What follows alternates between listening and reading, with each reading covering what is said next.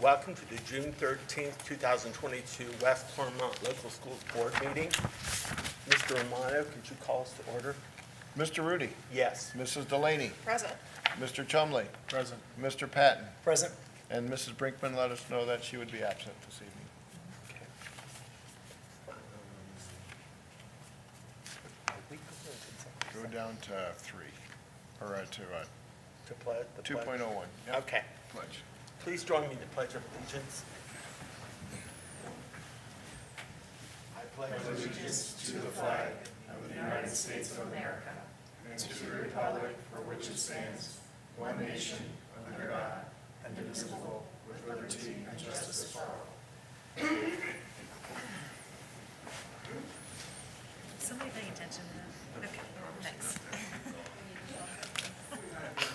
Just pay attention. We'll go to the basement.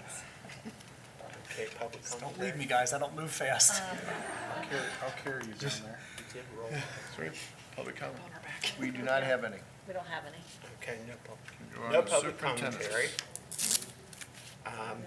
4.01. Superintendent's Business 4.01, the Great Oaks Report with Mrs. May Hanna.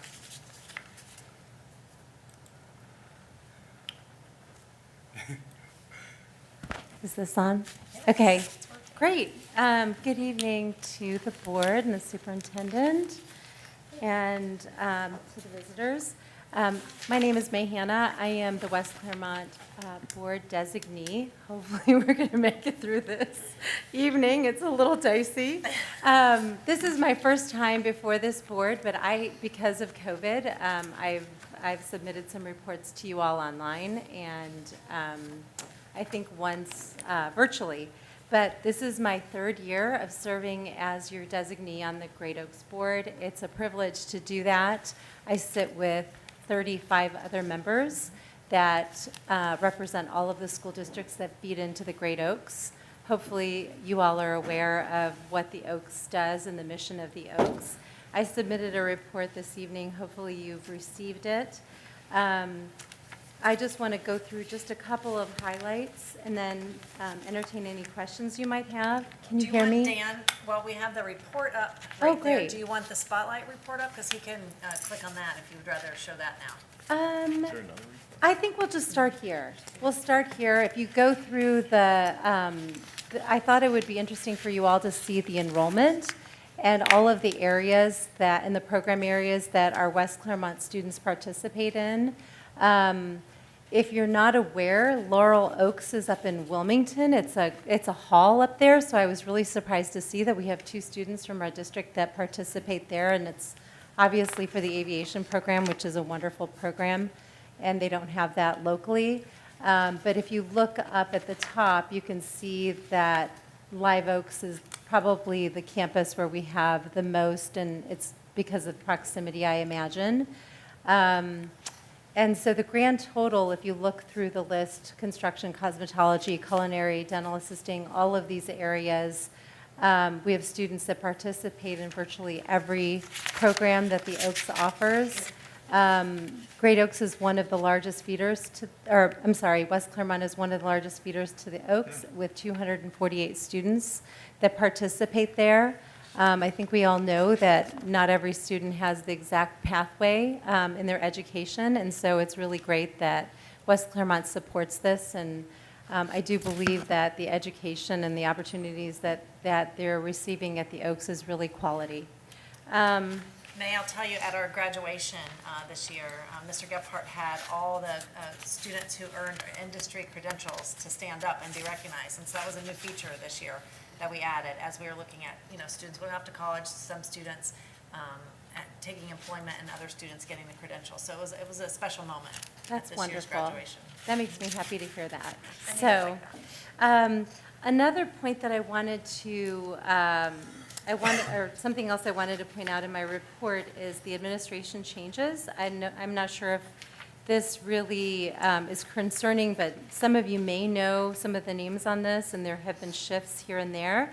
But probably the biggest one, and that I'm most excited about because we have so many students that go to Live Oaks, is that Dr. Amy Kraus, who's the former superintendent at the Loveland Schools, is now going to be the Dean of Live Oaks, and that was a huge win for the Oaks to get her.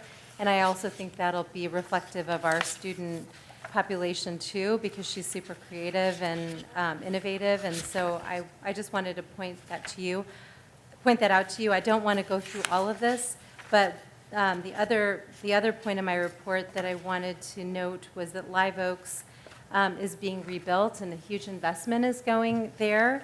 It's supposed to be open in August, and this includes intervention space, the new spaces that will include an intervention space, social studies classrooms, digital art lab, math classrooms, and early childhood development lab. I'm not going to go through these other because I think most of this concerns our students here at West Clermont. The last thing in the report that I noted was in the student spotlight.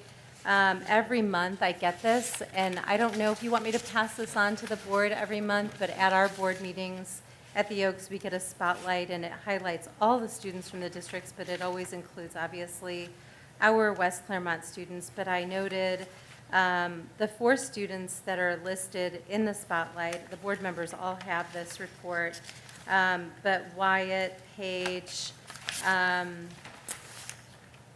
Kenneth, and Hopeland, they all received special awards and recognition in May.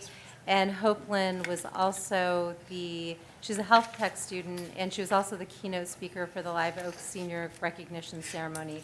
I included an excerpt from her speech. I thought it was really sweet, and that you all might enjoy seeing that. But that's about all. I'm not sure if any of the board members would be interested in a tour of any of the Oaks facilities, or if you have any questions for me, or if you have suggestions for reporting back to this board as your liaison, I would love to entertain that. I'd like to reiterate what she said about Amy Kraus. I've known her for many years. She's a personal friend and a wonderful Right. administrator. Well, and Amy used to work in this district. Right, I forgot years about ago, that. Yes, so I she forgot has a about that. connection with us. Awesome. Yeah. I do think we probably, in the fall, need to schedule a time for the board to go out, because it's incredible. I got to go as part of my lead class this year. I spent half a day at the Oaks and got to be a part of our culinary students from West Clermont served us lunch, and it was phenomenal. What they made a beef brisket. Jim, you would have loved it. It was so good, because beef brisket is hard to make for a crowd, Yes. right? They were fabulous. I'll show you a picture of the desserts that they made. It was, their talents were so impressive, and we were one of their only live clients. They hadn't really gotten to, they were cooking for each other all the time, but we got to be customers. And so it was quite impressive, and I think you guys will really enjoy seeing the new space. That just opens up all kinds of opportunities for our kids. So, Take a field trip. yeah, we can do a field trip. Yes. There we have it. Yeah. Thanks again, May, for representing this board at Great Oaks. I know in your role at UC, you also serve on our Business Advisory Council. I do. And it's just such added value to what we're able to do as a school system, to have that connection between the Oaks, the vocational, the university, and the schools all working together in tandem to serve our students better. And so I just think we have a lot of potential, and you're a great person in that mix for us, so we appreciate Well, your I effort. appreciate that. And some of you may know this, Michelle knows this, but I'm also a West Clermont parent, or a former West Clermont parent. My kids all went through K through 12 in West Clermont, so this school district is near and dear to my heart. Michelle and I had kids together in school and served in lots of volunteer capacities during our time. So it's an honor and a privilege to get to be the representative. So thank you all. And thank you what you're doing for our district. So thank you. Very much. All right, Dr. Fultz is not with us this evening, so Mr. Overby is going to bring the personnel report. Good evening, members of the board, Mrs. Adams and Mr. Rolano. In front of you is the personnel agenda for June 13, 2022. On the agenda today, we have the resignations of 1 administrator, 8 teachers, 1 school psychologist, 1 school nurse, and 1 campus coordinator. We have the proposed hiring of 13 teachers, 1 paraprofessional aide, 2 health clinic assistants, 1 school nurse, 2 campus coordinators, and Reed Hollinger as the new assistant athletic director at West Clermont High School. Yeah, and Reed was going to join us tonight. I think he's going to come to the next board meeting. Well, I bet it's going interestingly. He's at the coaching the East-West All-Star Game tonight. So I'm sure it's exciting. I don't know if they're Okay. coaching right now or I not. know, he might not be. We also have the proposed contract renewal for 2 staff members renewing their contract and 1 teacher member renewing her limited contract. On this agenda, we have the proposed transfer and reassignment of Jared Olson, grade 5 teacher at WT. He will be, if approved, the Dean of Students at Amelia Elementary. Also included on this agenda, we have the proposed salary placements and adjustments for multiple staff members that are moving into new roles for the 2022-23 school year. Each year, we are fortunate to hire a UC school psychologist intern to work alongside of the great school psychologists we have in the district. This agenda includes the proposed approval for entering into a contract to host another school psychologist from UC for the 22-23 school year. It's a nice recruiting and retention tool as well, right, to have them here with us the whole year. On this agenda, we have the proposed offer of extended days for 2 of our staff members worked between 8/1/22 and 6/30/23. Included in this agenda is the proposed approval for 2 student summer workers. We have the proposed approval of supplemental contracts for home tutors, multiple coaches, athletic facility coordinators, and band support. Included in this agenda is the proposed approval for requested unpaid leave of absences, the hiring of classified subs, and multiple school volunteers and student teachers. Finally, in the work beyond the contract section, including this agenda, are the proposed approval for the following payments: for the Inter Alliance Club, extended year instruction for students with disabilities, Aspire program development, Wellness Champion, Student-Centered Learning Ecosystem Fellowship, summer school instruction, and summer school preschool evaluations. That concludes the agenda. Is this a consent? It's not a consent tonight, correct? No, it's not. Okay, okay. The Yes. superintendent respectfully requests your approval on the agenda as proposed. You've heard the recommendation. Is there a motion? So moved. Okay, Mrs. Delaney, a second. I'll second it. Okay, Mr. Patton, any discussion? Mr. Romano? Mrs. Delaney, Yes. Mr. Patton, Yes. Mr. Chumley, Yes. Mr. Rudy. Yes, 4 yes. Thank you. thank you. And then the next item, 4.03, is overnight field trip requests. Mrs. Preston? Good evening. Tonight, I'm requesting on the behalf of the superintendent approval for an overnight field trip request for the West Clermont High School cheer team. They are requesting approval to attend the UCA Cheer Camp that is hosted at Miami University. The camp dates for this year are July 7th through the 10th. Students stay in dorm rooms. They're supervised by chaperones. They've attended this trip in previous years, I believe at least the last, COVID sort of put a wrench in things, but even last year they were able to attend. So it's pretty standard. They've been very successful at this cheer camp over the years. So I'm respectfully requesting approval for this overnight field trip. You've heard the recommendation. Is there a motion? So moved. Okay, Mr. Chumley, a second. Second. Mrs. Delaney, any discussion? Mr. Romano? Mr. Chumley, Yes. Mrs. Delaney, Yes. Mr. Patton, Yes. Mr. Rudy. Yes. 4 yes. And then item 4.04 is the resolution for in lieu of transportation by Mr. LaFata.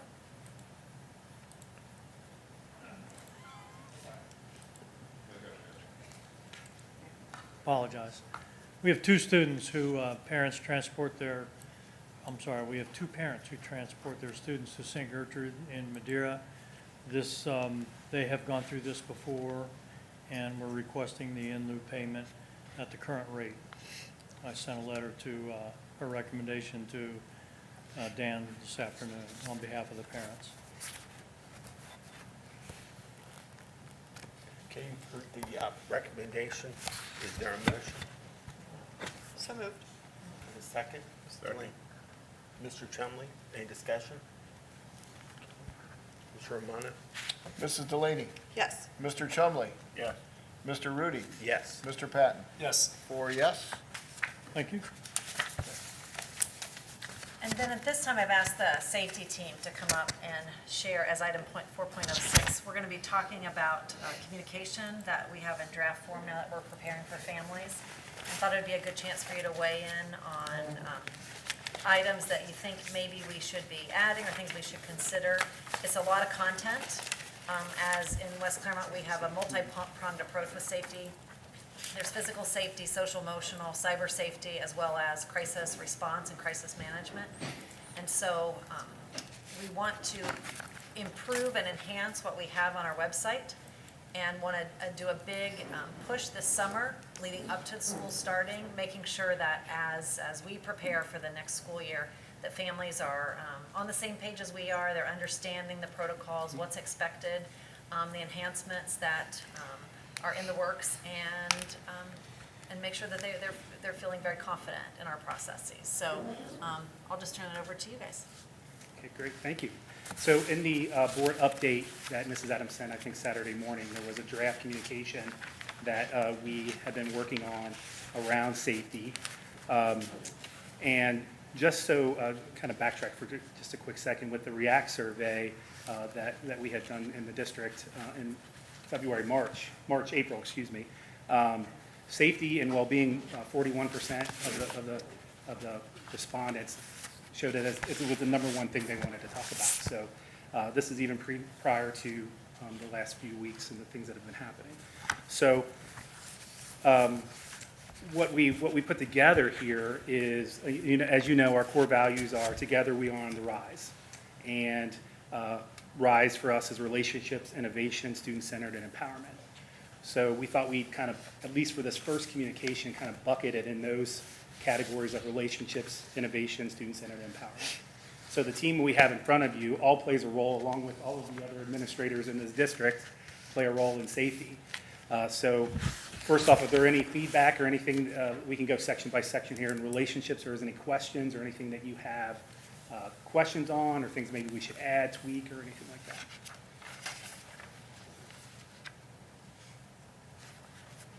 Would you like me to do a high-level summary first, and then we can go from there? Sure. So in relationships, what we talk about is that we want our students to have at least one connection, to be known well at least by one adult in every school. And how do you do that? You do that through classroom engagement. You do that through PAC, advisory, morning meeting. You do that through extracurriculars like clubs, theater, band, athletics. You make those connections, because if those students have those strong connections with their adults in the building, they are more likely to be engaged throughout the school day. At the middle school and the high school, we offer such things as we have a 5th to 6th grade transition and a 7th and 8th, or excuse me, 8th and 9th grade transition. And what that's called at the middle school is Web, where everyone belongs, and at the high school, it's called Link Crew. And what that does, it's a peer-to-peer leadership program. So about, 75 high school, a little over 100 juniors and seniors are matched up with the incoming 9th graders. On that first day of school is when they meet them, but then throughout the year, there are different activities that take place. And that same thing happens at the middle school with Web, with 8th graders to 6th graders. We also have, I think we're in year 4 of Hope Squad, which is a peer-to-peer suicide prevention program. With that, in the relationships area, we hired a full-time director of student services this year. That's Mr. Duell, whose job, or one of his goals, is to create a whole child network. And in that whole child network, it's connecting all of the great community assets that we have, from Child Focus, the Mental Health Recovery Board, to Cincy Kids for Kids, the Boys and Girls Club, Health Source of Ohio with our Wolfpack, with the health center at the middle school. And so, Eric, can you fill in a few gaps there for me too of some other organizations? Give Like a Mother. Give Like a Mother. I can. Quite expansive, as we talked about earlier when I gave a presentation a couple of months ago with regard to what we mean by whole child support and child networking. Those organizations that in some way provide direct services to students or families that would be a benefit to the school district to assist with students who may be actively engaged and participating in school. So in terms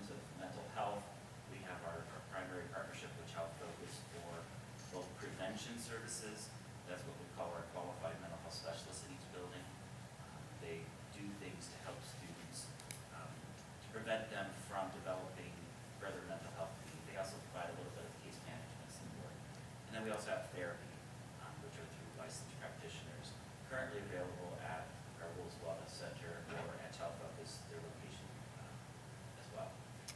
In addition to that, we have access to more intensive levels of wraparound services for students. Presley Ridge is an organization that receives quite a bit of good community support to provide more intensive therapy, more intensive case management, family types of supports for students that have a higher level of need than would typically be served through a therapist or through prevention services. In addition to that, there's a new partnership with Clermont County DPS, I think it's called RISE 2, where we can provide that wraparound support for students who are duly diagnosed with mental health as well as developmental disabilities. So specialists who are better equipped to work with students who have more cognitive limitations in terms of understanding the process of therapy.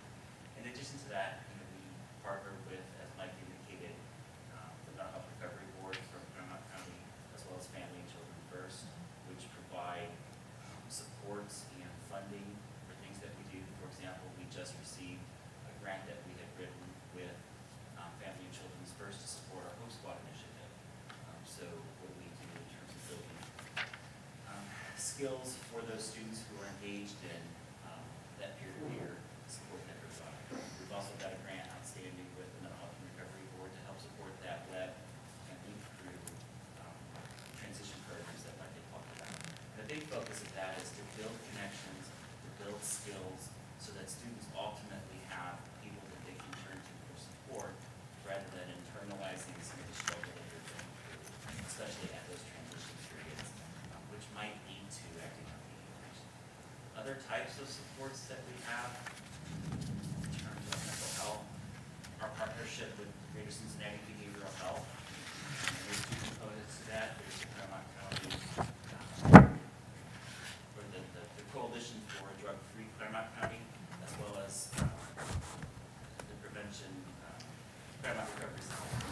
And they focus on drug, alcohol, and tobacco prevention efforts, as well as some skills building with regard to skills that will help students be able to resist violence in their lives and be able to seek out help when needed.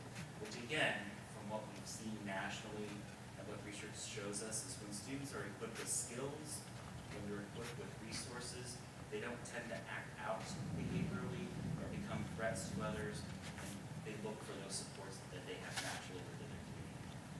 One thing that the Clermont Recovery Center does in its partnership with other organizations is support for thought and life skills, which has been in the district previously, and we're rolling that back in. That's a curriculum for drug and alcohol prevention that will be at middle school and high school, as well as potentially pushing that into the elementary school to be in line with what some of the state legislation wants us to do. In addition to that, Lisa Bender, one of our assistant principals at the middle school, has been exploring a vaping prevention program that we'd like to pilot, that we'll bring more information to you to look at, called In-Depth and Not, as an initiative, as an alternative to discipline for students who have caught vaping, so that we can keep them in school, give them some additional skill sets so that they can resist that dangerous behaviors.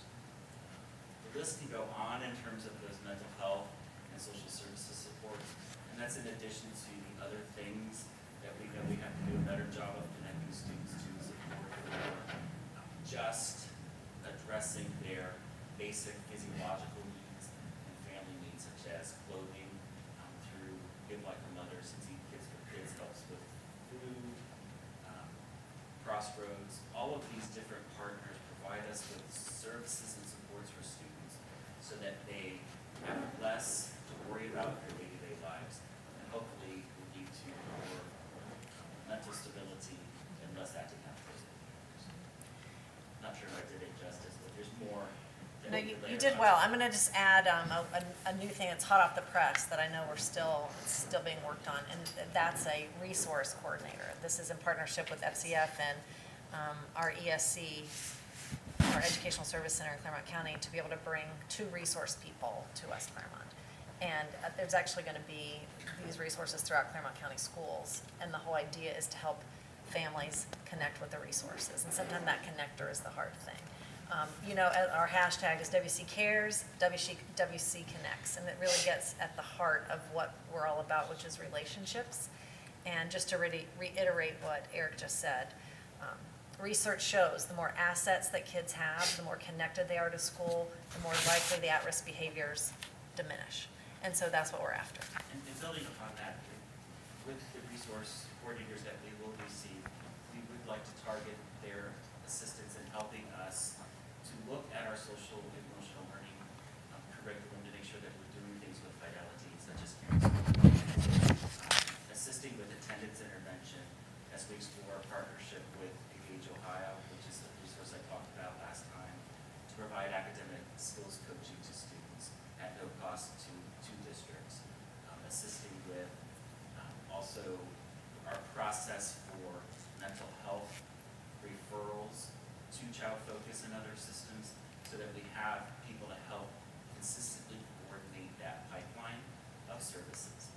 Recognizing that there are also challenges with systems being able to provide resources. You know, for example, there's currently a shortage of therapists to provide mental health services for adults or students, especially in the greater Cincinnati area where that's been identified as the #1 not met need that people have exhibited in showing up to the emergency room. What can we do to help circumvent access to those types of supports? One of the biggest challenges Child Focus and other mental health providers face is financial. Families not being able to provide finances for co-pays, or if they're not Medicaid eligible, just having adequate insurance. So we bring a grant to the Bureau for Justice Assistance, Department of Justice, under the Stop School Violence Program, that if awarded would allow us to outright hire through Child Focus therapists who could serve students regardless of financial need. We could then work with Medicaid or even private insurance if we're able to recoup some costs to help with sustainability, to keep that going for the future. So we're looking for solutions that might not just be a one-off, but that we could build in structures to make it sustainable. So, Well, and what I'll say is this is one aspect of the work, and you can see how complex. I mean, you guys remember a couple months ago, Eric stood up and gave a 30, 40-minute overview of the work in the Whole Child Network. And that is what we're trying to tackle this summer, is to really unpack all the great things that are happening and to put it in a consumable fashion for our families, because it's complicated, it's complex. There's a lot of parts and pieces that some are new, some have been here for a long time, and we're continuing to continuous improvement of those efforts. well, and two things to that. One is awareness from our families of what we're at, what we're doing, what we're planning to do, and what's available within the community. And that's been a challenge for the 5 years that I've been here. Is now we had COVID in the middle of all of this, so the challenges were different. But just getting awareness that, oh yeah, if you need to if you have a toothache, we have a dentist office at the middle school. You do? Yes, we do. So it's that awareness piece of those things. The other thing that Eric hit on is Pamela Lindeman is on our BAC now, our Business Advisory Council. So she was there, and we were talking about workforce development, career-based learning, and they have an internship program now that essentially they're paying for people to become licensed social workers and things like that. Well, it's just that whole cycle of, well, if we could get some kids interested in that, and it's not part of this because it's a different communication, but they have hope. They have a place to go. They can be an intern because they want to be in social work. We have this program. So more kids that have hope and can see their future, are going to be more engaged. That makes sense? So that's a big piece of that relationship piece. Well, and back to our families who, don't know how to connect the dot from A to B, we may have families who have reached out to try to connect that dot in the past and they were told no, but now that the environment has changed and there's new opportunities and new dots to go to, we just need to, supply that information and keep impressing upon families that just because, something derailed you the first time doesn't mean that you're going to get derailed again. There's new new places to go try and get the assistance and support that you need. Absolutely, and I think what we'll touch on here, and then come up later again when we talk about things like threat assessment. Having a multidisciplinary approach with different professional lenses looking at situations is key. So that everybody comes to the table to address what a student need might be, and to give input as to how to meet that need, because not one of us has all expertise for all situations. So that's systemically one thing that we've continued to work toward, building how efficient that process is and how consistent that process is. And I think you'll see an uptick in that type of activity going forward. Not just with us, but with those community partners as well. Again, knowing that we have some limitations in terms of confidentiality, but with things like child focus and our agreements with them, there are need-to-know situations that collaboration can continue. So two more things in relationships. One is that through Mr. Romano's leadership, working with our HealthPlex and our consortium, or insurance consortium, making sure that our staff well-being is taken care of as well. It's one small step, but allowing our staff members to have access to high-quality programming at the HealthPlex, or making sure that they know of the awareness of the resources that are available for them as well. That's been a big push with the Wellness Champions this year and different communications with Miss Wolf and Mr. Romano when it comes to those things. And the final thing within relationships is, and it's one of the things that quite honestly I'm the most proud of here, and it was established before I got here too, was our relationship with local law enforcement. As you well know, we have 3 different jurisdictions. It used to be 4, now we have 3, with Clermont County Sheriff's Department, with Union Township and Pierce Township. And that ongoing communication that is necessary to keep our students and staff safe. Chuck is leading that effort. We actually had a meeting on Friday with all representatives, debriefing over the lockdown situation that we had on the last day of school. Chuck, do you want to add anything about? And I would also add in the Clermont County Emergency Management Agency is a big piece of things as well. We did have a meeting, a debrief meeting with the local, all 3 jurisdictions. It was wonderful. They complimented all the building principals and how they handled the district lockdown. All while we were receiving while Mrs. Adams was receiving information, sketchy at best sometimes from all the agencies, they continued to work and bring timely information to us as quick as they could. So everything went well during the lockdown, but we learned through the debrief how to improve things, and we're going to work on that. So it's an ongoing relationship. Next up will be a threat assessment for the physical plant, not the students. In each building, we'll begin with the high school.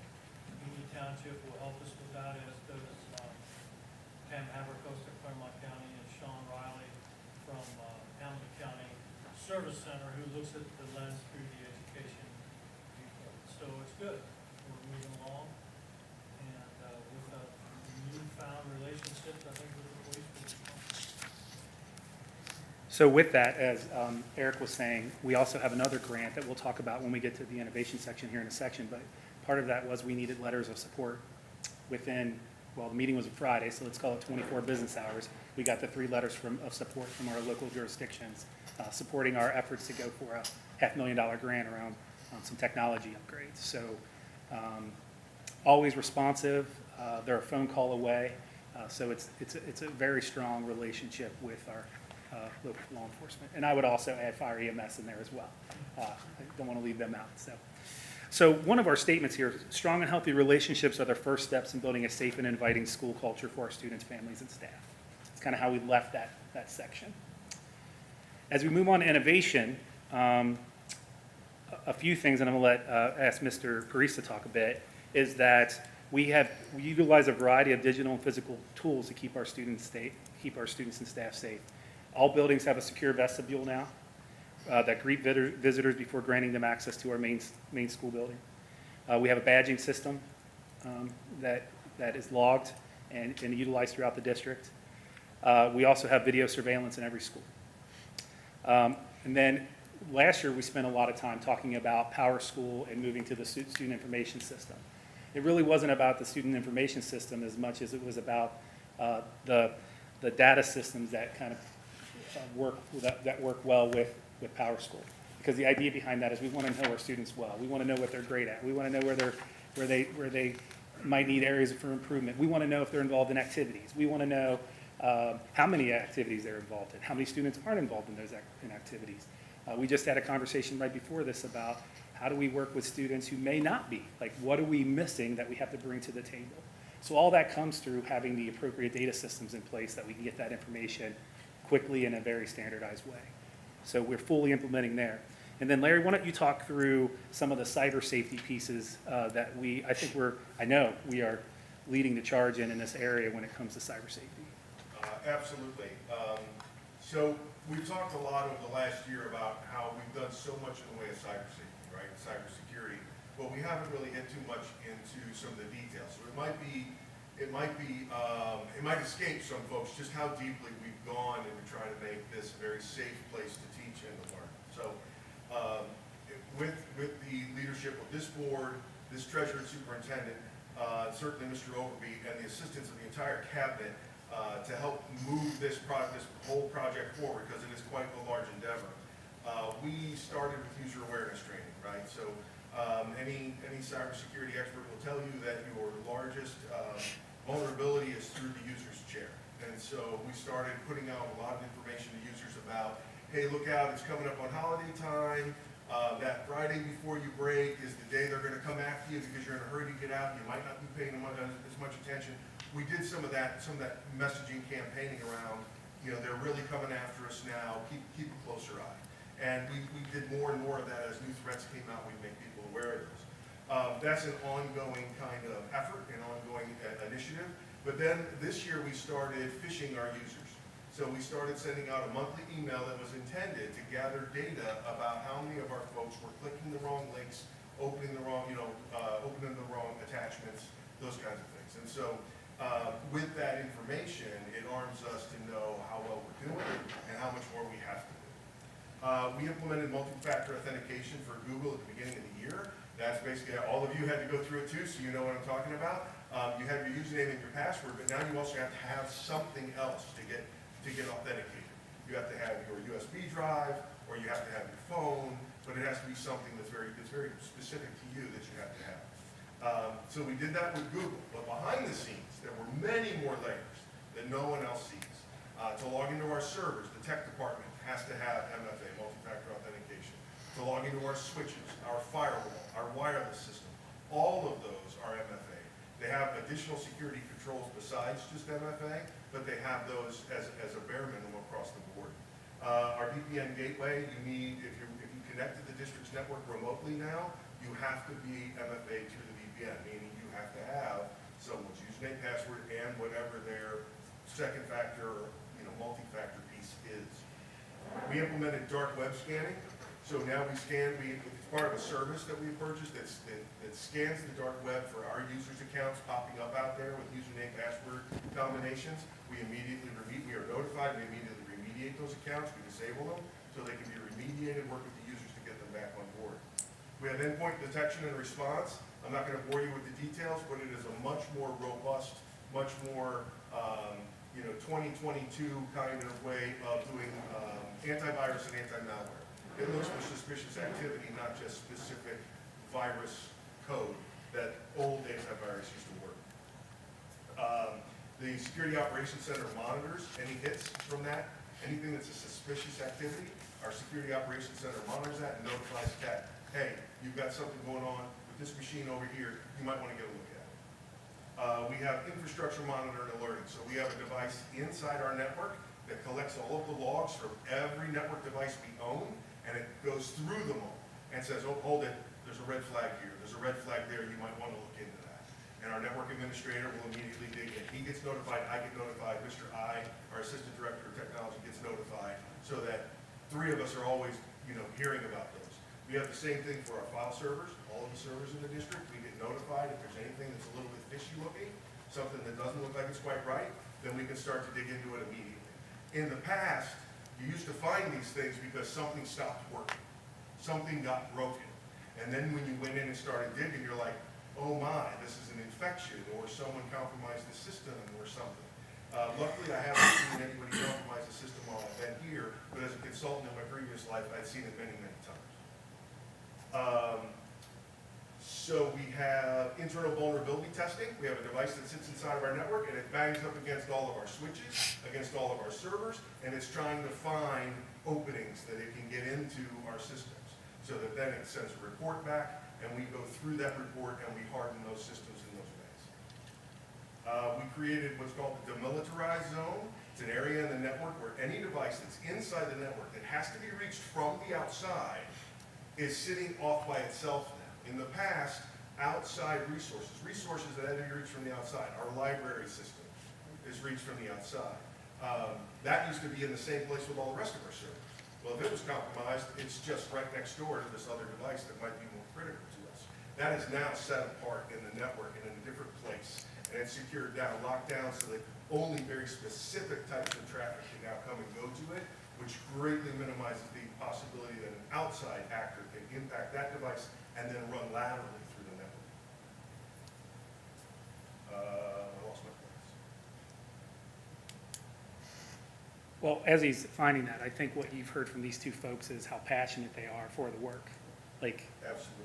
so, Regular patching routines on our servers.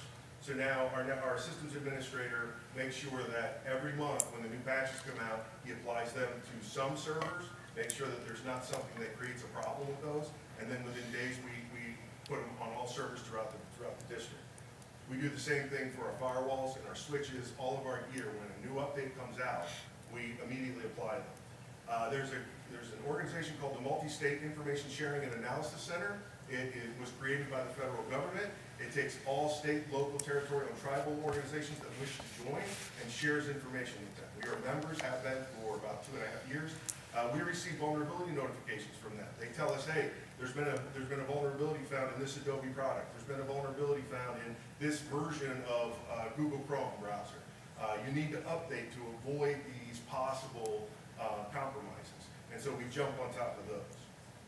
We have external vulnerability testing coming from the same organization. It's actually a sister organization, CISA, and they hit up against our firewall looking for any possible openings that we left that we maybe weren't aware of. HCC used to be our firewall provider. We now have our own internal firewall. So it's actually 2 layers of firewall. You have to get through theirs, then you have to get through ours to really get into the GUI center of our network. We created cyber incident response teams in the fall of 2019. We ramped those up into 2020. Then COVID hit real hard. And so we have that infrastructure in place, but we need to reactivate. We need to get more diligent and mature about a regular cadence of meetings. I am a member of the MSISAC, Multi-State Information Sharing and Analysis Center. They're K-12 working group, so I meet once a month with K-12 leaders, tech leaders from around the country, and we talk about these kinds of nitty-gritty cybersecurity issues that are going on. How do we get ahead? How do we stay ahead of the curve? I think it's probably good. Like, Okay. when we talk about our Roll with communication, well, the challenge truly is, it's a very complicated topic. And it's not something you can just like put in a few paragraphs to parents to give them that assurance that, okay, listen, we have an entire person, an entire team dedicated to this cause. And that's what we're trying to convey here as part of our communication. Well, and the very interesting thing, that as you say that, I've noticed that from a physical standpoint, and from a social emotional standpoint, and from a cybersecurity standpoint, it is very much all multi-layered. Every time we put in some new support or service, we get better at that aspect of what we're doing, and we make our kids safer, healthier, our teachers safer and healthier. So we're trying to make sure that through our communication, that we give that overview with the main point of, we have our hands on the wheel on this topic. Somebody's constantly looking, paroling, adjusting, responding, to keep our kids safe in the digital world, now that since 2020, everyone's had a device in their hands every single day. Yeah, and attacks on K-20, really, on K-12, K-16 have gone up 2.5-fold in that number. So all of the things that you have described are going on our students' Chromebooks as well? Our students, we have GoGuardian on the students' Chromebooks that do content filtering, and then it also gives teachers classroom management functionality. So for the summer, we implemented a 7 p.m. to 7 a.m. basically blackout on the Chromebooks. It's like, you know, you can use them now for 7, what is that? That's, we did 1 to 8, K-8, 1 right? to 8. 1 to 8. Yeah, because the kindergartners didn't take them home. So 1 to 8, from 7 p.m. to 7 a.m., they should be going dark. GoGuardian should take those dark. So they won't be able to be up at 3 in the morning or 4 in the morning pursuing the various activities. I learned that on the parent page this weekend. Somebody was complaining about it. Really? So we haven't heard Yes. we haven't heard any negative feedback. We haven't. Well, you need to get on the parent page. So, so in that section, what we talk about is this district is constantly researching and implementing new and innovative resources to keep stakeholders physically, emotionally, and digitally safe. And I would say, absolutely, that's the case of everything that Larry's talked about, things that Eric talked about. We were, I would say, we're from some of the first districts in the area in 2019, in June of 2019, to go through the San Diego Threat Assessment training. And we're continuing to ramp that up as well. The next section is around student-centered. In RISE, it's student-centered. And this is really about educational programming. We talk about the instructional rounds that we do each week in our buildings to have a better understanding in what we're trying to measure student engagement through those things. And those discussions, as Mrs. Adams and Mrs. Preston have talked about, and others, has been just such great conversation around how do we continue to engage our students. Cohorts of teachers met, as you well know, and we're implementing a new K-12 math curriculum. And obviously a lot of that is around engagement. Our WC Your Future initiatives allow for students to learn beyond the four walls and have mentors outside. You remember what I said before about having at least one adult in your life, in your school life, that you know very well? Well, that one adult, as we've talked about, 4 walls of a school is changing. And I can share a story with you later on, but I know there is a mentor over at American Monitor that helped one of our former students get through a tough time.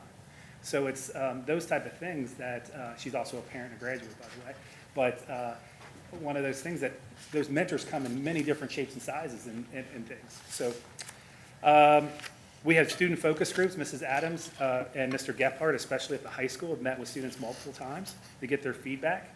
We've had those same meetings at the middle school.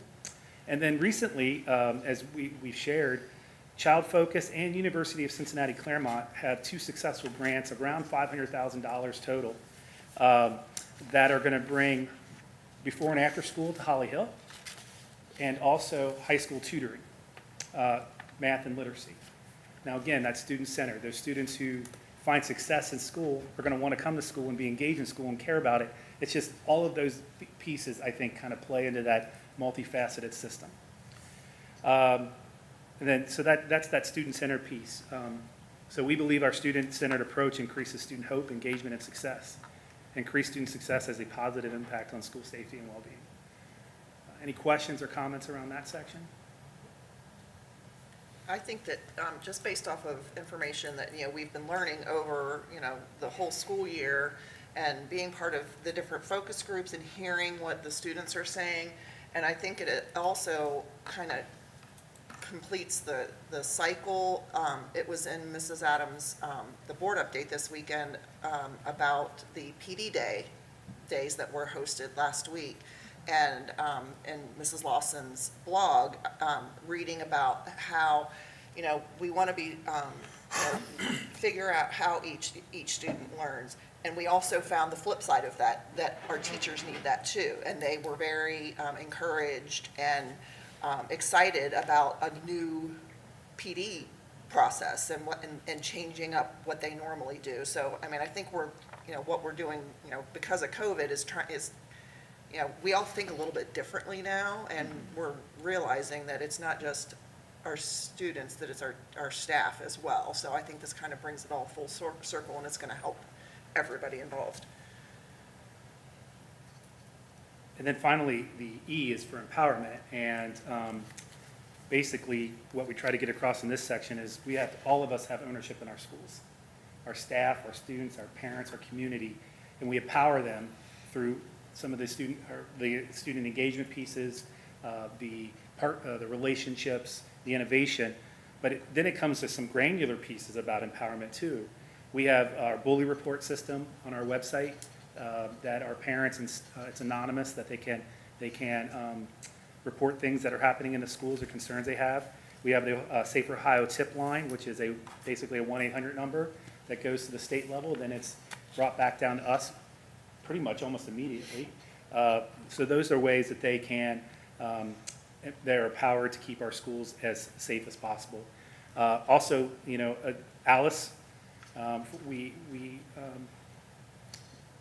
align with the Alice safety drills. And with that, a key tenet is that during that physical threat, there might be a time when we have to, that staff and students are empowered to make decisions. So we'll be reviewing all of those things at the beginning of the school year with them as well. Also empowerment, Mrs. Adams, through different things like the REACT surveys, they're designed in the town halls. We mentioned those where they're designed to be interactive and thought-provoking. Give us your questions, give us your ideas. Open forum almost in some ways to let us know what your concerns are. So in this section, we kind of ended it with school safety involves all stakeholders. We believe by empowering them with proper information and training, our buildings are safer. Then there will be a link to, I counted the bullets. There's like 45 different bullets on our safety, and a lot of it we've honestly covered during this time period. But it's highlighting everything that we're currently doing, and it's comprehensive in many ways. We are always looking for, and then we go on to what we're continuously improving on. Communication, Mr. Riles up here. Communication is, Mrs. Adams talks about complicated and complex. Communication in 2022 is very complex.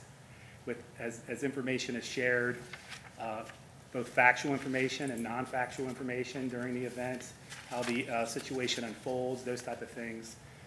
So communication is obviously something that we spend a lot of time thinking and talking through. That collaboration that I talked about with local, state, and federal agencies is ongoing. There's a safety summit in August. Mr. Dool went to threat assessment training at Xavier University. One is happening September 20th. They'll have a follow-up to that. Like we talked about before, we're applying for local and federal grants. We're hopefully going to be submitting about $1 million in grant asks in the next week or so. We're working with a safety consultant. And we're always looking for information that we receive to identify short-term implementation and ideas and long-term. Like the idea with locking down the Chromebooks really came from an articulation meeting. We had been thinking about it, and people were at one of our articulation meetings. We're like, this is not a bad idea.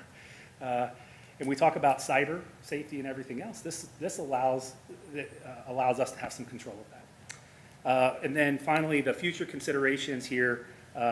Mrs. Adams is going to talk a bit about having the Citizens Advisory Commission review with us or with our safety team to work on some recommendations or some research around some best practices of safety as well. So that was the bulk of the communication and more. And so you all know Jeffrey is overhauling our website. And so our idea is that we would create a communication that is an electronic,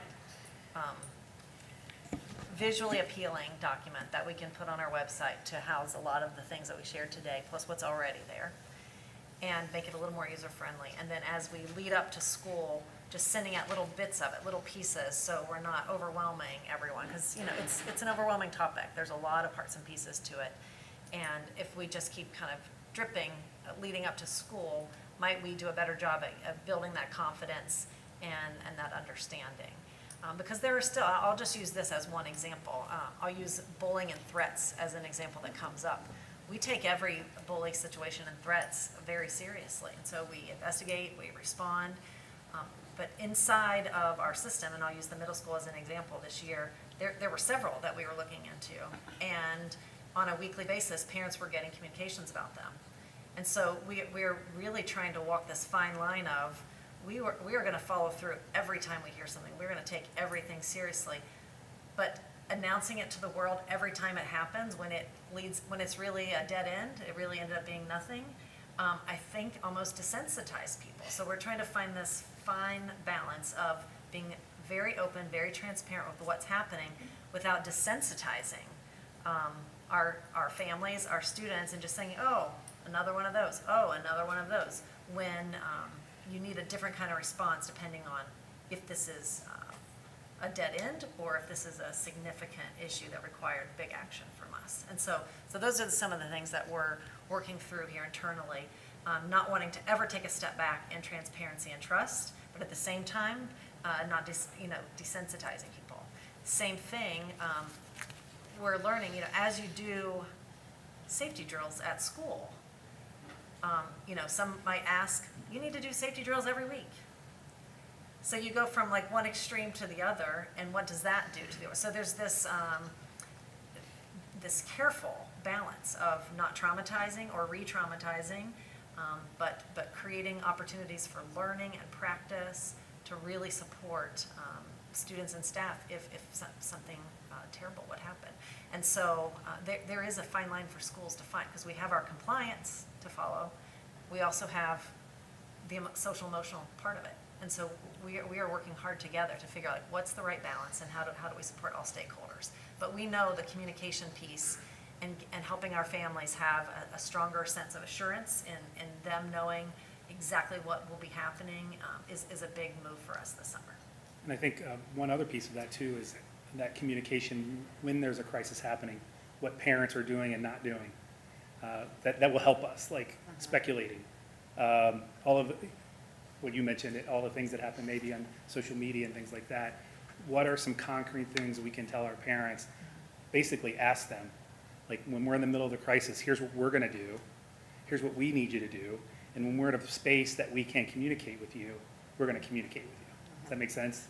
Because if you're managing what's happening inside your building or on the periphery of your building, and then you have people coming to the building, it's adding another layer for us. Us all being parents, I'm not trying to discount that at all, but it's how do we find that fine line of communication? Well, and since February, we've been talking about the state of the school district and what are the big topics. Well, safety, student, and staff wellness has continued to emerge through the data that we collected, was certainly a big top topic, and will be something we continue to continually refine, as well as look down the road. What are some maybe more significant personnel that we might need to add, structures that we might need to add, processes we need to add. We're taking this, as we always do, very seriously, and know it's top of mind for our community. So that's why we wanted to bring it to you today to see, is there any other advice that you might have for this communication or the approach that we might take this summer leading up to school? The thing that I was paying attention to is the ALICE training. Obviously, that's most schools in our county have the ALICE training is what they use. And so I don't know who is exactly in charge in our district for giving who's actually certified in our district and who's able to do when you do a professional development, doing those trainings. But that's a key part. In order to be ready for an incident to happen, you got to make sure that you're planning ahead of time and that you're getting yourself in order. I know that in the past, when we've done these trainings in different buildings, teachers have walked away and said that they've reconstructed their building or their classroom to make it a more secure environment, and they've thought about it more. I know that in years past, paraprofessional days are kind of becoming a hot commodity because you have a lot of stuff that you're trying to cover on paraprofessional days or your professional development days, and so sometimes some things have gotten kind of pushed to the back burner, and sometimes they need to be reevaluated and brought back up. So for me, the ALICE piece of it is definitely a huge piece of it.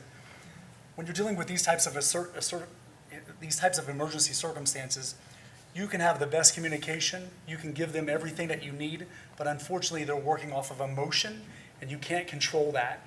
It's hard to get through people.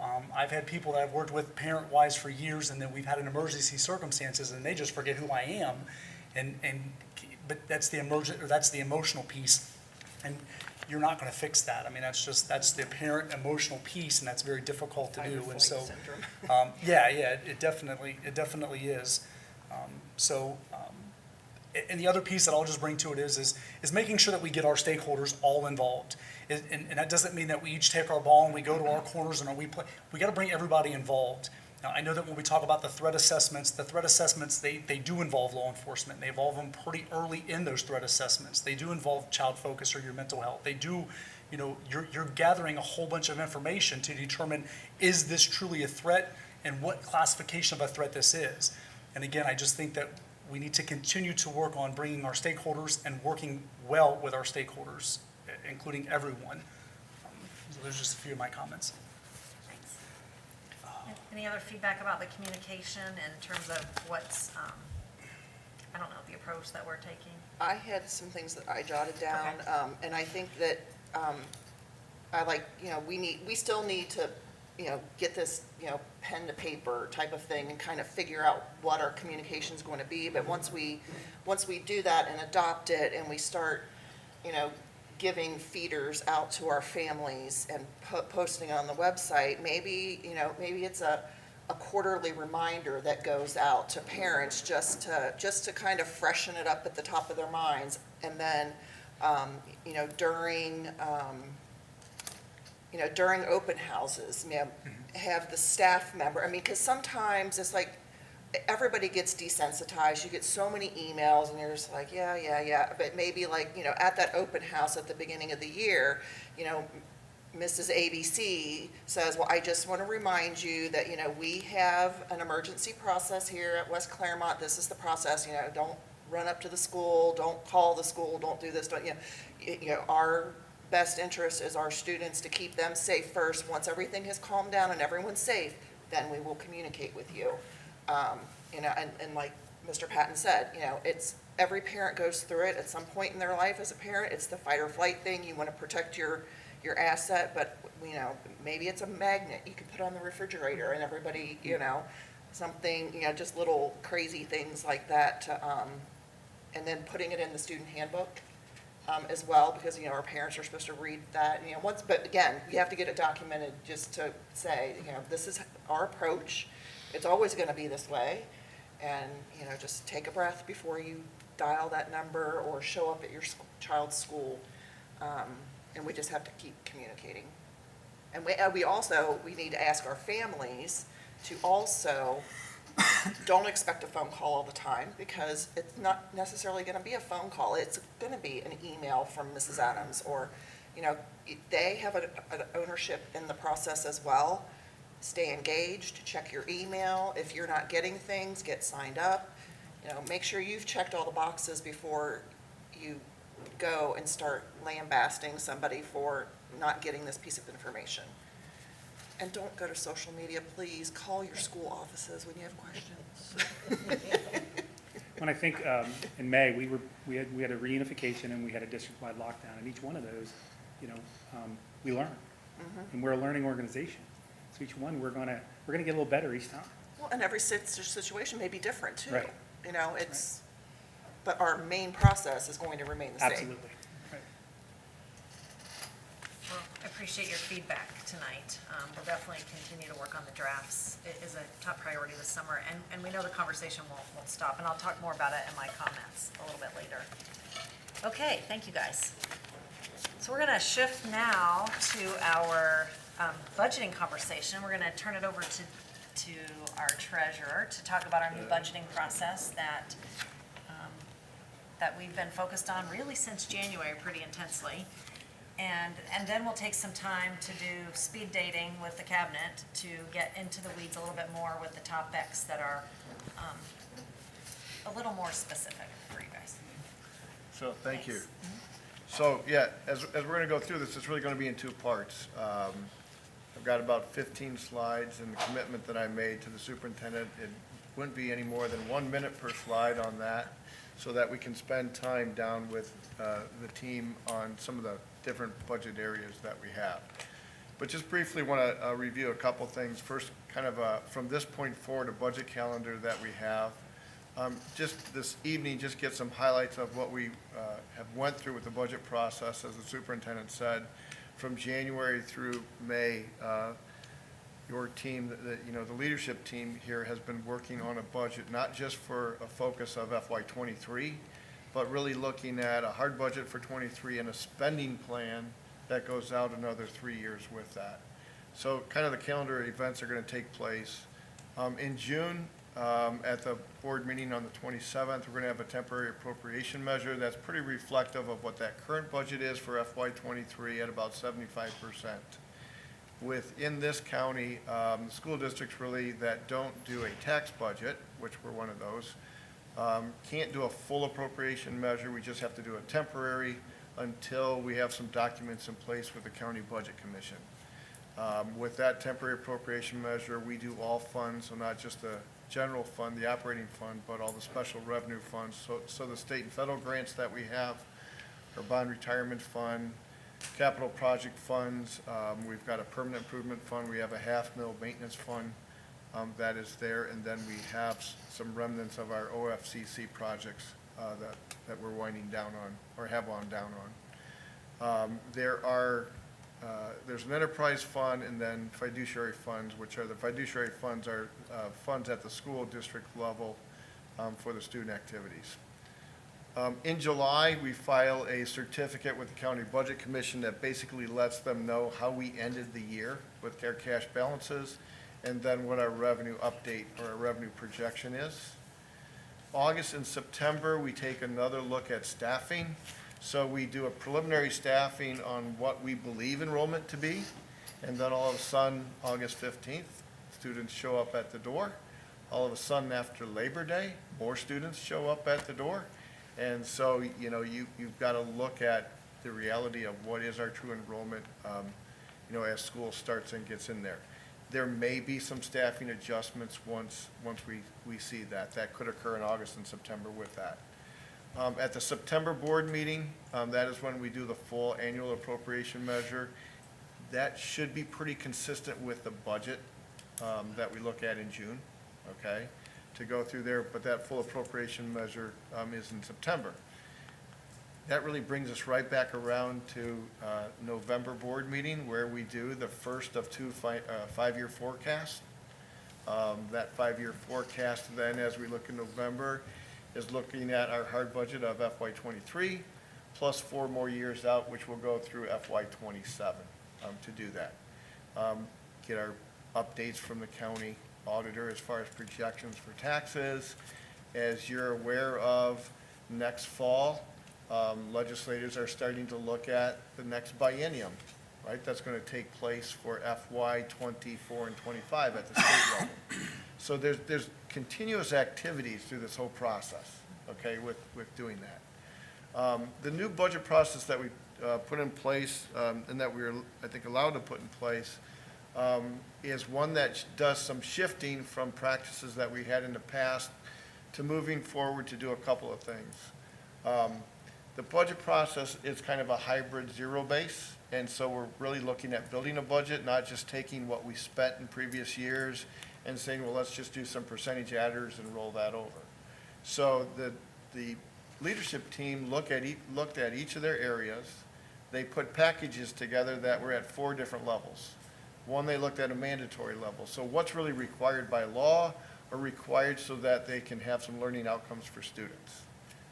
Second level, they looked at a supporting level. That pretty much was about 85% of their current budget. So if you had more money than just mandatory levels, how would you spend that? What would you spend that on up to 85%? The next level is the continuation level. That kind of finished off to where we were in prior years as a budget dollar amount. Let me tell you the importance of that continuation level.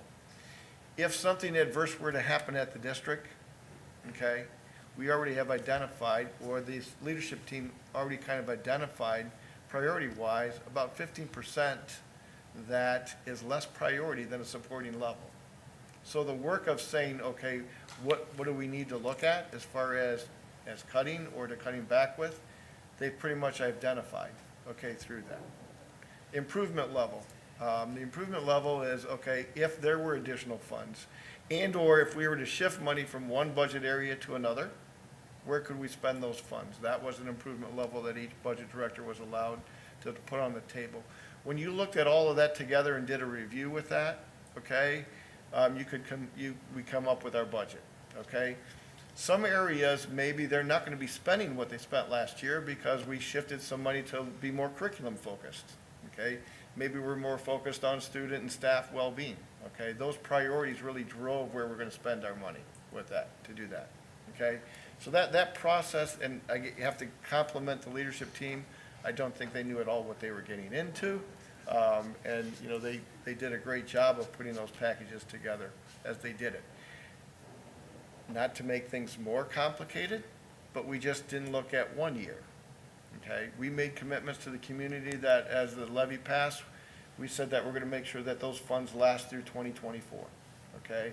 So when you do those things like that, taking a budget 1 year at a time leaves you a little bit vulnerable. So coupled with the budget is a 3-year spending plan. So your leadership team not only looked at the 1 year, they looked at those levels going out 3 years in addition to that, okay? That gives us a pretty good roadmap of how we spend our money, okay, to do that. I'm with that. To complicate things even more. When we looked at our reporting mechanism in the past, okay, maybe some things weren't quite aligned with the way we should be reporting to the state. And so we are redoing our chart of accounts so that as they spend their money, okay, it's more in line with the way we need to report to the state and report out. So there was a lot of things going on. We kind of threw that all into 1 year, and I know I'm taking more than 1 minute on this one slide, That's a but good it'll one. change. It's a big one. It'll change. But it really set up some pretty big changes that some of the people in front of you had to contend with, okay, to do that.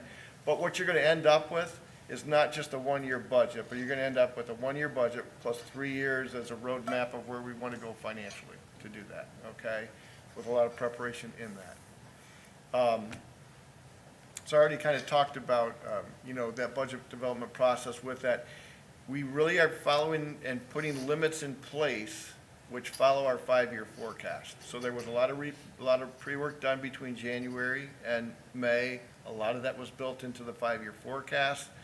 The budget's really, the district, I think, has been doing a great job of saying, we'll do the planning first and the dollars follow. Versus a lot of entities or government entities look at, well, how much do we have, and then we'll put our plan together, okay?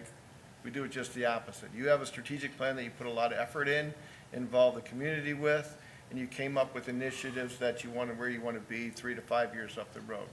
That is what we budget to, okay? We don't have the plan be the outcome of the budget. We have the budget follow the plan, and that's what we did. You'll see that because of that disruption called COVID, a lot of things changed, okay? One of those things that changed was the student and staff well-being, safety and well-being. The two things that came out of the community meetings, the two top priorities were student and staff well-being, and the second thing was really the curriculum program, okay? That is there. That's you know, really what the business we're in, to educate kids, right? But we know, and it was really glad to see that the community came up with those two things. Because if you look at all the research, we know that in order for students to learn, two things need to be present, okay? And these two things always have to be present. You need a safe and supportive learning environment, i.e. they identified that, and two, you need meaningful content. So the other focus within this budget is really on the meaningful content. Mrs. Preston really in the last year and a half, last year, has been putting together the new math curriculum. Takes about a year to get things in place, another year to start implementing, which that's going to be the focus in FY23, is putting that math curriculum into place as we go forward. 1 year budget plus 3 year spending plan, I kind of touched on that. It really is looking at the impact over 3 years. So if there is a budget adjustment in FY23, we're just not looking at how are we going to end up or what's the impact for that school year, but we're looking at how does that impact, you know, our budget changes in FY24, 25, and 26 as we go forward. There is, you know, I think at one point the leadership team, you know, caught my drift. You'll see, you know, a lot of treasurers within the state, their sole focus is putting that 5-year forecast together, and they do that in isolation by themselves. That's not where I'm at. That 5-year forecast is a team effort, and when you put a budget process together that has a spending plan, what ends up happening is that 5-year forecast is really put together by the administrative team. They're doing that spending plan, and so they're, you know, we can take care of estimating the revenues, but how the money gets spent, okay, not up to the treasurer. How that money gets spent is up to the team and the superintendent through the approval of the Board of Education, and that's going to be on a multi-year basis as we go forward. One of the benefits that allows us to do, okay, and we may come to you during the year and say this, hey, there may be a case where we can save some funds if we accelerate purchasing some things that were really pegged for FY '24-25. Or there may be an occasion where one of the leadership team may come and say, hey, you know what, we're ahead of ourselves. We don't need to spend these funds this year. We can push it forward and spend it in '24 and '25. The beauty of it is, though, we mapped it out through multiple years, okay? They don't have to go through another budget process to try and justify it again. It's already mapped out for us, okay? That flexibility is not common in school districts, okay? Because of the work they did, we get there with that, to do that. Some things that we've got to look at, this is really allowing us to look at the sunset of the ESSER funds. That was a great injection into our budget, $14 million over 3.5 years that we get to spend, but then in '24, that money goes away. So that roadmap, multi-year roadmap, allows us to plan for that, okay, to make sure that we're bringing back in the things that we need to for that. This is not without challenges. The process is new. It is a change. It takes time, okay? It takes a little bit more effort on the leadership team to look out multiple years. One of the things that I'll ask of the leadership team, and I'll also ask of the board, is we need to be a little bit flexible, okay? We'll make sure that cash flow is there, okay? But we may come back to the board to amend those budgets, okay? Some stuff spend more this year, or maybe defer it out to the next year. Mr. Romano, on the ESSER funds sunsetting, is it at the end of FY '24 or calendar year '24? It is September of '24 initially. September of '24, There's okay. already a push, and that's a great question, and probably reminds me to bring up, every day I just read how a lot of school districts, quote unquote, don't know how to spend their ESSER funds, all right?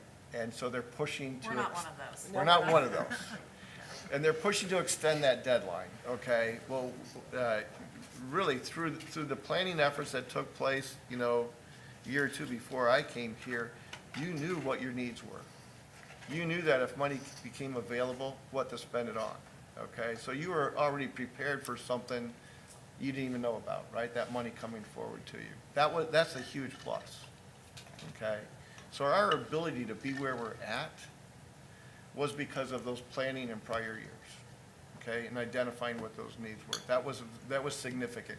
If you'll recall, when that money became available in '21, right, it was in the early '21, it only took the superintendent, that leadership team, okay, about 30 days to put the upward and onward plan together, okay, because they knew where that money, they knew where the need was, okay, for that. I think Mrs. Preston was ready to go with that math curriculum study and say, let's get that put in place. They were 10 years behind on that, okay? So, I mean, so that was there. So that, I mean, and then, you know, compliments to the board for, in prior years, getting that in place to do that, okay? With that. So the focus on the '23 budget. Here's some things that are changing. On the staff level, okay, there's some positions being added. Most of those positions are in special education. You've heard the staff talk about the increase in that enrollment area and in the needs of students. There's an operational support in the plant maintenance. There's classroom support, and this is, again, that number's going to come and be looked at again in August and September, but it's going to be based on enrollment and class size. And we won't know all those numbers or finalize all those till August or September. That's where some flexibility comes in. And there's some administrative support for communication and stakeholder engagement. It is great that we know what our staff's wages are going to be, because we settled a 3-year contract through June 30th of 2024. We have a pretty good handle on our benefits. The way our self-insurance program works is we know what our rates are going to be. We're pretty sure we know what our rates are going to be starting in January of '23 through December. So they are moderate, more moderate than we thought. But we know that in '24, those costs are going to catch up with us to do that. In materials and supplies, those are pretty much going to follow two things. We're going to have increases because of the new curriculum. If we're going to, have a new curriculum, we need to buy the right textbooks or the right software or have the right things in place for that.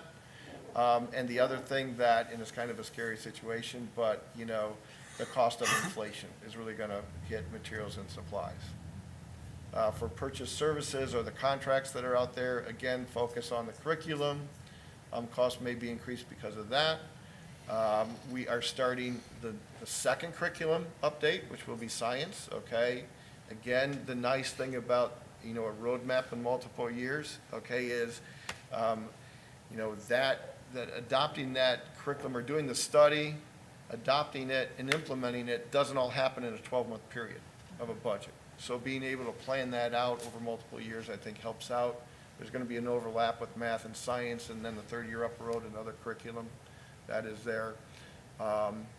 Costs are going to increase due to enrollment, the special needs, and again, inflation with that. Capital outlay, one of the things that we are doing, so as we need to better utilize our capital project funds. So that's our permanent improvement fund and then our $500,000 maintenance fund. This is going to help, it really helps the operating funds.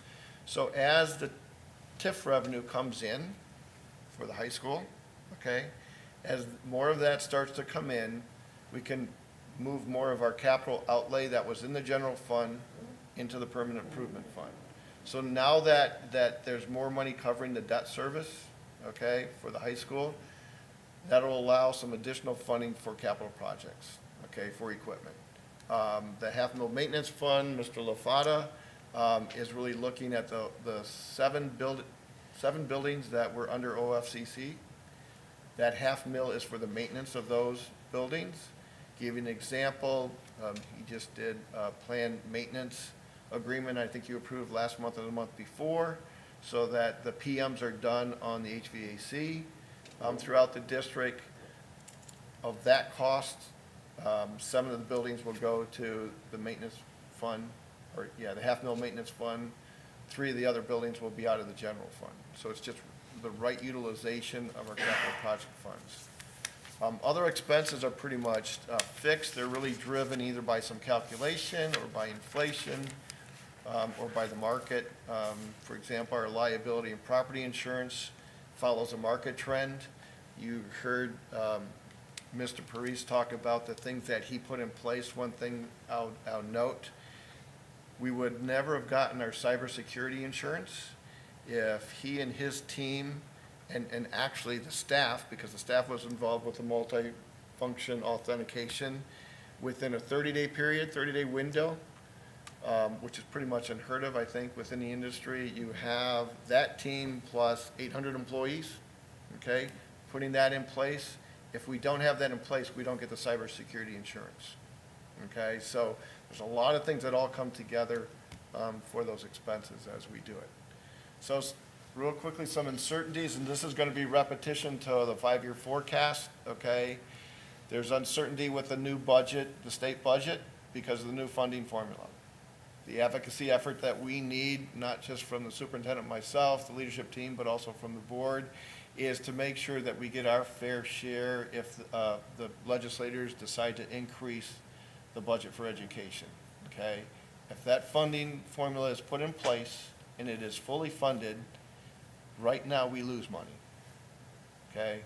And so our advocacy has to be put to the fact that we don't lose money, we need to gain money on that, especially if the state's putting money into that, okay?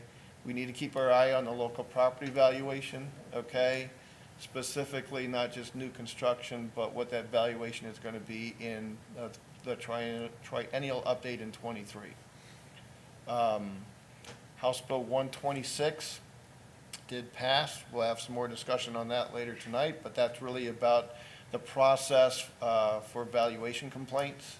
And we need some efforts on that. The superintendent's already scheduled a meeting with the county auditor to talk about that and some other things that we have. Most of the other revenue is pretty stable. You've heard mentioned by 2 or 3 of the presenters that we keep looking for grants and other opportunities to grow our revenue. That really helps offset either cost in the operating fund or to fill needs that we have. So that's pretty important. The other uncertainty is enrollment growth, okay? Enrollment growth is going to be prompted a lot by the churn in housing, but that's also going to be prompted by new housing starts. So, this summer, on my way in, I'm driving around the district, and quite frankly, I'm looking at holes in the ground, because if there's a hole in the ground, there's going to be a house put on top of it, okay? All right, so, and when that house gets put on top of that, students are coming.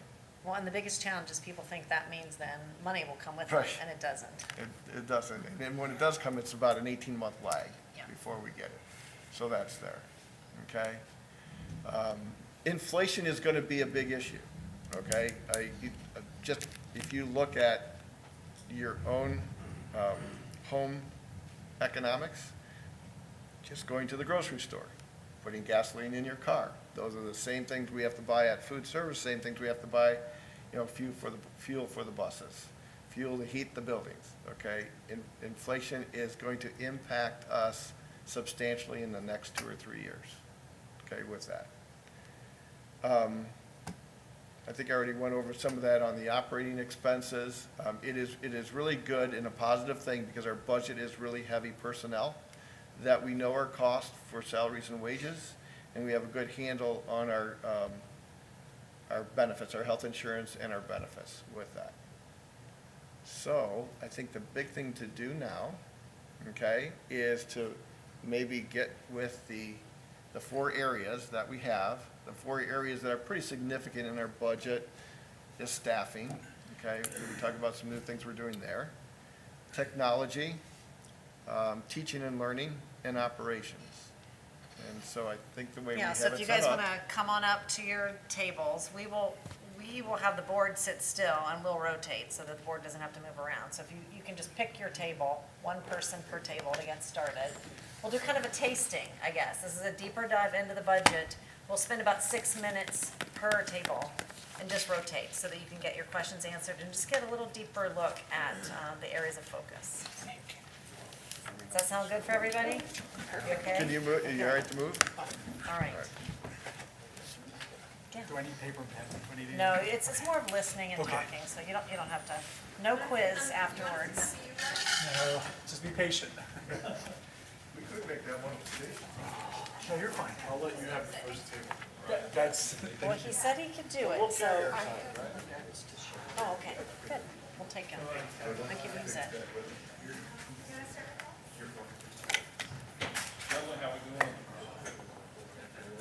Okay, we're coming with you. Jim ran to the restroom, so.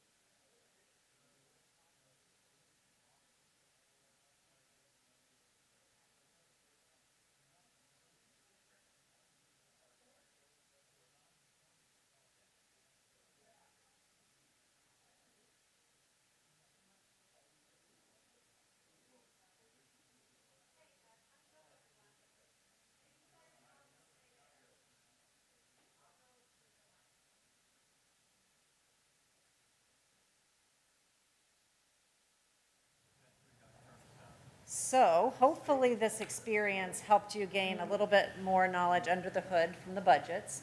Is there any comments for the good of the order about this process or what you just learned or something you want to share or a question you want to ask before we wrap up this piece of the agenda?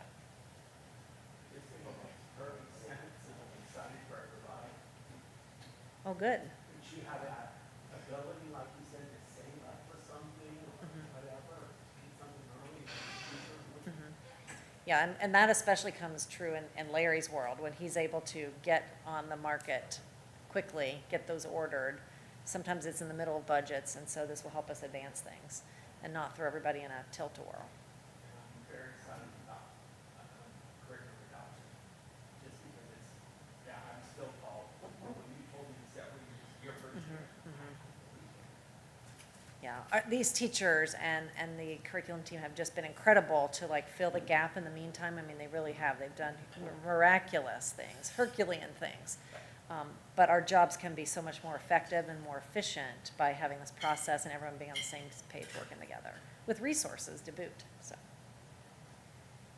And Amy's not here. She got to talk, last week the math teachers got together in the professional development and got to kick off. And so they were just really, really excited about getting their hands in there, getting dirty and playing with it a little bit. I'm sorry. Oh, you're fine. I just know that this has been a really mentally taxing task for everyone involved.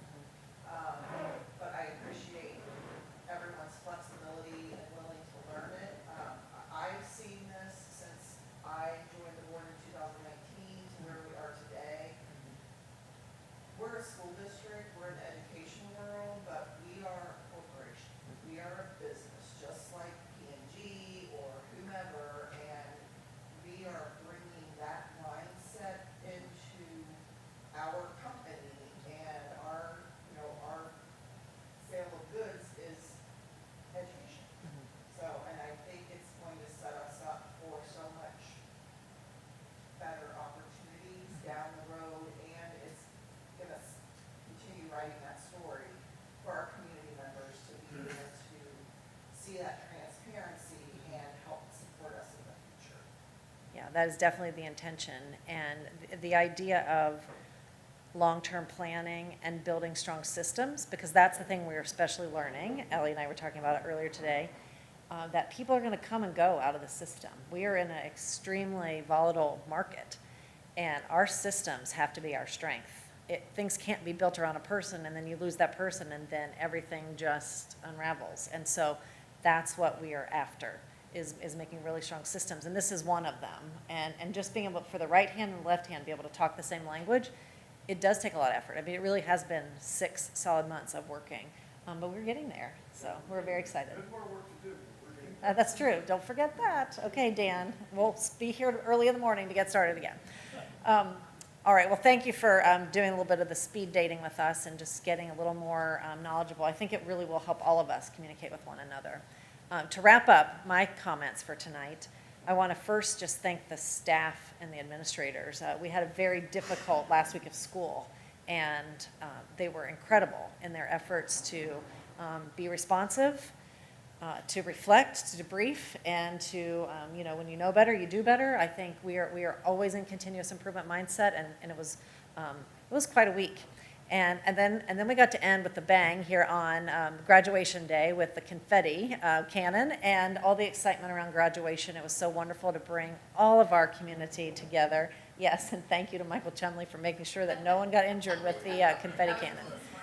Yes, it was a close call. And, I don't know if you guys knew this, but I took a picture of it.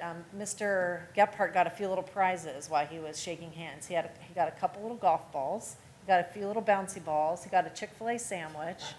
And I just think our kids just have the best sense of humor. They're so fun. The speakers that night were so, yeah, it was nasty. He did not eat it. That's good.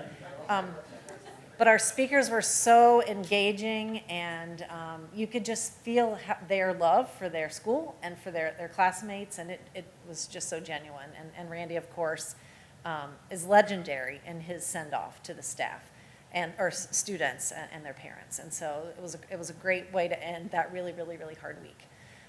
Moving on into next year, one one thing that I have two questions for you guys. One question is, I wanted to get some feedback around middle school start time and transportation.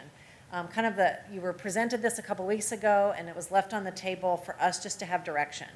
The options here are stop, don't do anything, don't lift another finger on that topic, we're not ready to do any movement, as one option. The other option is, we'd like you to dig in a little bit more. Go ahead, do those tests on the traffic study. Go ahead and keep doing the routing. See financially where we are, and let's keep looking at it in a more precise way. Because if we want to move forward and we want to make a decision for the next school year, we would need to be kind of wrapped up by November, December. That's another decision. A third one is, I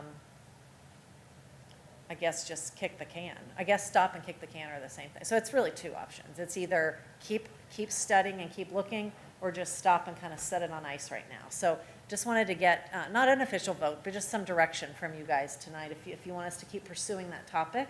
Because as we all discovered, once one school in the system changes, there are ripple effects. And so we need to look at the impact across the district if we are going to truly consider this. So what say you?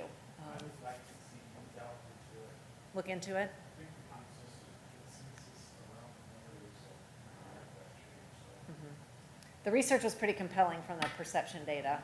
So that's what, you want to say something? Now, Okay. I lived it, Mhm. and I know you have with your kids and talked. It Yeah. makes a huge difference. Yeah. Well, I believe that it just naturally falls into our student and staff safety and wellness topic that we're focusing on. This is right there, and I think, we owe it to our students, we owe it to our staff, and we owe it to our families. Okay.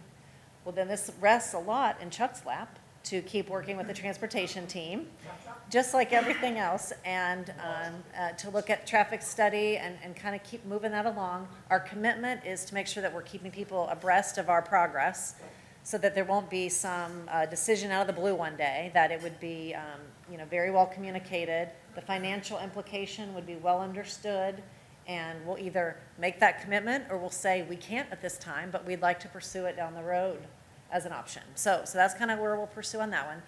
The second question I have for you guys is related to the Citizens Advisory Commission. I think we would all agree that they were really fabulous in their diligence and their rolling up their sleeves, hard work, looking into that topic for us. And so what seems like a natural connection for next year is to have them work alongside us with the topic of safety and security for students and staff, to really understand what's the perception data telling us from the REACT surveys we've already done, what school district data do we already have, what are best practices out there nationally that are being used that we may or may not be using, what processes are out there, what infrastructure maybe is out there. You heard a lot about the details tonight, so what more could we learn and put into place? And what I would imagine is they do some studying, possibly additional surveys, because there are surveys specifically for safety, so we can find out where the vulnerabilities are and where students and staff and parents are most concerned or worried. So that could be a process we kick off here in August. If you guys think that that's a possibility for them to study, yes. And so if you want to say yes to that, we might need to look at the composition of the CAC. We didn't fill it completely. We had some members that signed up but then weren't able to commit, and we didn't fill those spots, so we might want to look at putting some additional people on there. So just wanted to pick your brain today and say, do you believe in that as kind of like the next step? Because if you do, I'll bring back a resolution next meeting for you to vote on. So does that make sense to you? And I have been very interested and amazed at the kids that have been on the news that were involved in some of their reactions. I'd like to learn more about that Yeah. from their perspective. Yeah, unfortunately, we can learn a lot. Fortunately and unfortunately. Some of them were true heroes. They all were. Just I was. Doing a great job. Yeah, I want to benefit what we're already working on, so. And this, of course, would be in conjunction with Chuck kind of heading it up and all the different arms of safety. We want to focus on physical safety here, but it wouldn't be like leaving Chuck and his team in the dust. We would make them an integral part of this too. So, anything? I just I have a lot of confidence in the CAC. I think that, the community members and the parents that we chose, have a very vested interest in it. Not just from their students, but I just think for everyone's well-being. They were very articulate, they were very good about researching things, they were in the room to agree to disagree. And I think, it would bring back some good grassroots ideas to us, make changes. Okay. Ryan, any comments? I agree with them. I think they did a great job on the first task meeting, so that definitely be beneficial. Okay. More eyes that can be on the safety and security piece of it. Definitely cannot. All right. Well, my final thoughts are just really a shout out to the teaching and learning team for all the great professional development planned this summer that's already kicked off. Just really amazing work, and teachers that just came off a really hard year, fully energized and ready to take on some learning and reflecting for the summer. We'll offer that same opportunity in August, so the people that just really needed to kind of close their laptops and walk away can join us in August, and we're excited about that. And then next week we'll be working with, we're going to do an offsite with cabinet this week, and we'll do an event with administrators next week. So we're really trying to lower our slow our pace and relax a little bit as an organization, because we need to take a breath to rejuvenate and to fill back up for getting ready for our students in August. And so we're trying to be really intentional, but we've got some really good work that we're doing this summer to prepare for the next school year. We have an amazing team, and we've learned a lot this year that we can take into our planning. So, all right, that's all I have. Dan, you have some comments? Is it time for you? I think we kind of went through most of my comments there. Okay. Look, in June 27th, 2 weeks from now, we've got the final board meeting of this fiscal year. There's a bunch of cleanup stuff that we have to do in that as far as the appropriation measures, amending the appropriation for that. So we'll get that to you as quickly as we can with that. I think the last comment on the budget is that, be flexible with us, because as we look out, not just 1 year, but multiple years with that, the ability for us to push things forward, pull things back, will make a big impact, not just with the budget, but on what we do with the I was coming up here to get the move to executive We session. have an executive session that we can do for feedback. I will bring it to you.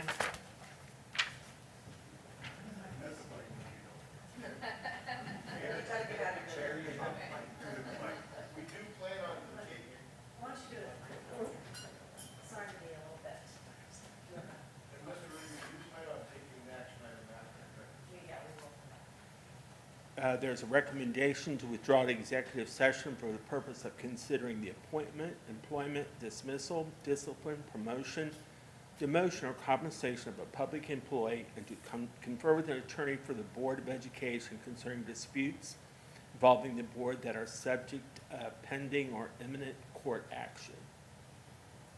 Is there a motion? Mr. Chumley, and second. Any discussion? Okay. Mrs. Delaney? And yes, we'll be coming back afterwards. Chumley? Delaney is second.